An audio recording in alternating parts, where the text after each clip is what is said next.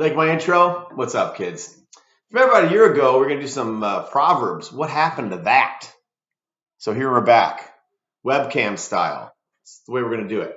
I did it before. I put up the Proverbs on the screen and read it to you, and I watched that back, and it's kind of a little creepy. So I'm going to read it, but now you get to watch me read it.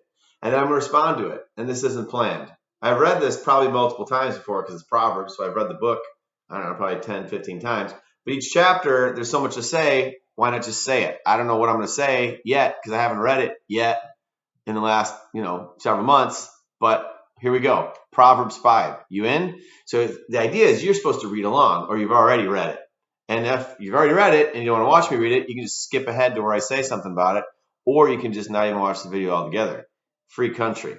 Here we go, crew. Oh, happy Lent, by the way. As I record this, it's March 14th, 2022. Easter's on the way. Chapter 5, Proverbs 5, one of the greatest wisdom books ever written, by the way, whether you like the Bible or not. The Bible is a library, remember. We call it a book, but it's really a library. All right. My son, pay attention to my wisdom. Turn your ear to my words of insight that you may maintain discretion, and your lips may preserve knowledge. For the lips of the adulterous woman drip honey, and her speech is smoother than oil. But in the end, she is bitter as gall. Look that one up. Sharp as a double-edged sword, her feet go down to death, her steps lead straight to the grave. She gives no thought to the way of life. Her paths wander aimlessly, but she does not know it.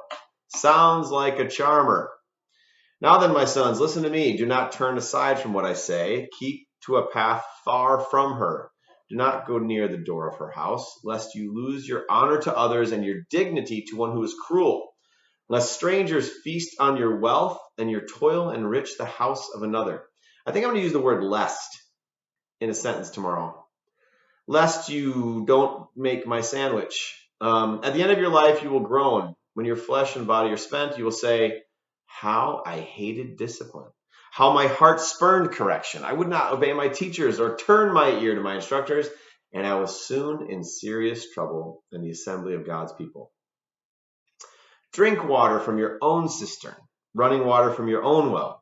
Should your springs overflow in the streets, your streams of water in the public squares? Let them be yours alone, never to be shared with strangers. May your fountain be blessed, and may you rejoice in the wife of your youth. A loving doe, a graceful deer, may her breasts satisfy you always. May you ever be intoxicated with her love. Why, my son, be intoxicated with another man's wife? Why embrace the bosom of a wayward woman? I mean, it is a bosom, but it's wayward. For your ways are in full view of the Lord, and he examines all your paths. The evil deeds of the wicked ensnare them. The cords of their sins hold them fast. For lack of discipline, they will die, led astray by their own great folly. There you go. That is the book of Proverbs, chapter 5. Pretty straightforward. Now, it's speaking to a son about not going to the wayward woman, the adulterous woman. So if she's adulterous, we can assume that either he's married or she's married. In this case, I think the idea is she's married. So this does actually speak to the single man. I remember being a bartender in college, having many a wayward woman at my bar, leaving me their hotel keys underneath their tip. Yes, I was quite the charmer back then. But anyways, I think this is pretty obvious. I don't know if I really need to unpack this for anybody. Basically, it's saying, yeah, don't mess with another dude's girl. Now, this is a married woman, and she sounds like she's rather into it. So the point is, it doesn't matter. You don't do that. And for the single person, I think, we talk about adultery amongst married people, a married person, being unfaithful to their spouse, being with someone else. But I think oftentimes the single crowd, which most of you are in, you young whippersnappers, you're like, well, adultery doesn't apply to me. Well, it does.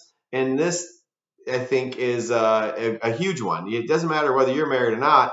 You don't want to be involved with anybody that is connected to someone else. Now, you may say, oh, well, we're both single, so who cares? It doesn't matter. We can do whatever we want. You can go that road if you want. But the reality is that everybody that's out there is a future spouse of someone else. So do you really want to be the person that is, potentially messing up the future of that person's life by having what would be an adulterous affair with this person who's not yet married. Oh, James, it doesn't count. They're not married. Well, that's why we have the word that no one uses anymore called fornication, which is the idea of having marital relations when you are outside of a marriage relationship. Okay, so you can do whatever you want with that one, whatever your personal philosophy is, but the Bible is pretty clear. It doesn't talk about that here, but the reason why it's so hard against adultery is because most biblical scholars would agree that the biblical way of handling relationships is that there are certain things that happen inside of marriage. If they're outside of marriage, it's considered not good, adultery being one of them. So that's kind of the breakdown. If I had to break anything down, some of the stuff in here about, letting the water from your own cistern, drink from your own well, that's the idea of the privateness, the cleanliness that exists inside of a marriage relationship. Think of pure, clean water. Why would you just let that water just run out in the street and get all dirty, right? And so the idea of the purity that exists for two people that are 100% committed to each other inside of a marriage relationship is completely different than the impurity that exists when people are not married but yet choose to behave as if they are. And what the damage that can cause in an existing marriage and the damage that could cause to a future marriage. So do what you want with that. Please, I'd love the comments, the questions, especially if you disagree or whatever, you want to argue. I love that kind of stuff. I'm not saying I have a handle complete. I'm not the truth. I'm simply responding to what I'm reading here. I love this book. I think there's a lot of wisdom in it. I encourage you to read it if you haven't read it, or go back and listen to me read it to you. All right, there we go. Staying inside the 7-minute mark. I don't know where to look. I look at myself. I look at the camera. I look at this screen. I don't know. Glad to have you all back. Let's knock out Proverbs. Let's be wiser because of it. All right, y'all. Love you. Uncle James out.